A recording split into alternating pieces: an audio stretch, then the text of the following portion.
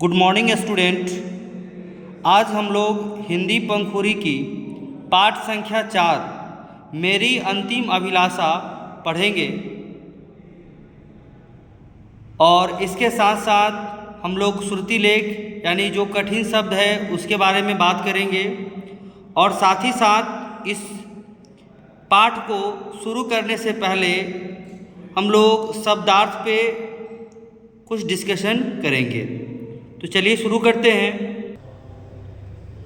तो हम लोग आज पाठ 4 शीर्षक है मेरी अंतिम अभिलाषा। यहाँ पे एक दिया हुआ है अभिव्यक्ति, तो इसका भी अर्थ जानेंगे और उसके साथ साथ पहले हम लोग श्रुति लेख करेंगे जिसमें यहाँ पे प्रेम अभिभूत कुछ ऐसे शब्द हैं जिनको हमको पढ़ने में कुछ दिक्कत होंगे, तो उसे हम लोग क्या करेंगे उच्चारण के माध्यम से हम लोग उसको समझेंगे। जैसे प्रेम हो गया, अब है अभिभूत अ भ ह्रस्वीकार भ दीर्घकार त, ये क्या हुआ अभिभूत। इसके बाद है विसर्जन प्रयाग संबंध संबंध उत्तराधिकारी। हो सकता है इसको पढ़ने में कुछ बच्चे को दिक्कत होगी, तो इसे हम उ त संयुक्त र आकार ध ह्रस्वीकार क आकार और र दीर्घिकार यानी कि उत्तराधिकारी। इसके साथ है अभिलाषा, इसमें जो स्वर का प्रयोग किया गया है यह है मूर्धन्य ष। इच्छा, तो इस इच्छा में हम लोग ई च छ संयुक्त और आकार, तो हम लोग कुछ 8 शब्द को समझ पाए हैं। इसके बाद है विपत्ति। क्या है विपत्ति? वह ह्रस्वीकार क त संयुक्त और ह्रस्वीकार, क्या पढ़ेंगे इसको विपत्ति। ममत्व म त संयुक्त, ये कहलाया ममत्व। अब इसके बाद है निहारना तुषार श्रृंखला भस्म। ये ऐसे हैं शब्द जो जब हम पाठ को शुरू करेंगे तो ये ऐसे कठिन शब्द के रूप में हैं जो हमें लिखते वक्त और पढ़ते वक्त दिक्कत आती है, जिसको हमने क्या किया इसे कवर कर लिया। तो इन चीजों को आपके फेयर कॉपी में क्या करना है नोट करना है। इसके बाद मेरी अंतिम अभिलाषा जो चैप्टर है इसको शुरू करने से पहले हम कुछ उन कठिन शब्दों को समझते हैं जो पाठ के दौरान जब पढ़ाई होगी इस दौरान इसका काफी प्रयोग होगा।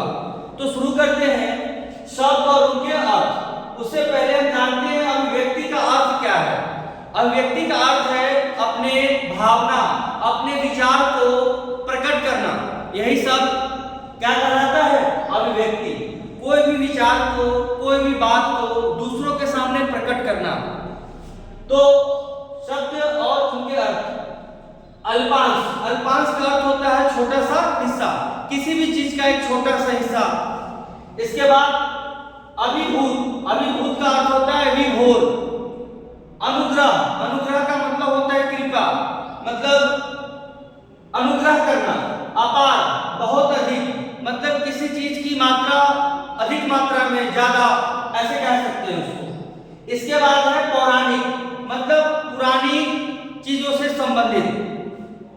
आकांक्षाएं इच्छाएं, इसको इंग्लिश में डिजायर कहते हैं। तुषार मंडित, कोहरे से ढकी हुई, जब ठंड का समय आता है तो क्या होता है चारों तरफ कोहरे से क्या होता है ढक जाता है सभी चीज। इसके बाद है श्यामल, श्यामल का अर्थ है श्यामली, श्यामल का अर्थ है श्यामली। इसके बाद है श्रृंखला, तो श्रृंखला का अर्थ है पंक्ति। तो देखिए ये श्यामल है, श्यामल का अर्थ होता है श्यामली, श्रृंखला जिसका अर्थ होता है पंक्ति। अटूट, अटूट का अर्थ है जो कभी ना टूटे। जैसे हम लोग इसका प्रयोग कभी अटूट विश्वास को भी करते हैं जो कभी ना टूटने वाला हो। इसके बाद है सराहा, सराहा का मतलब प्रशंसा करना। अगर कोई बच्चे वर्ग में अच्छे काम करते हैं तो शिक्षकों का यह उत्तरदायित्व बनता है कि उनकी प्रशंसा करे, उनके मन को क्या करे आगे की ओर बढ़ाए। इसके बाद है सहकर्मी, साथ काम करने वाला। जिस तरह सहपाठी क्लास में वर्ग में जितने भी बच्चे पढ़ाई करते हैं उनके साथ पढ़ने वाले को हम लोग क्या करते हैं वर्ग साथी या क्लासमेट इंग्लिश में कहते हैं। ठीक उसी प्रकार सहकर्मी को हम लोग साथ काम करने वाला कहते हैं। इसके बाद है विसर्जित,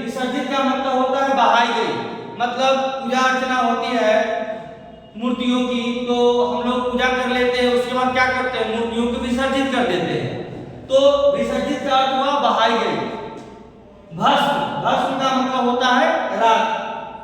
और इस भस्म का प्रयोग इस पाठ के अंतर्गत पंडित जवाहरलाल नेहरू जी ने कहा है कि मेरे मरने के बाद मेरे भस्म को क्या करें, उन खेतों में जाकर विमान से गिराए उसको, जहां पे किसान काफी मेहनत करते हैं, कठिन मेहनत करके अपने जीविकोपार्जन चलाते हैं, और कुछ शेष बच गए भागों को गंगा नदी में क्या कर देना है, प्रवाहित कर देना है। ऐसा मरने से पहले पंडित जवाहरलाल नेहरू जी ने इस मेरी अंतिम अभिलाषा शीर्षक के अंतर्गत ये बात कही है।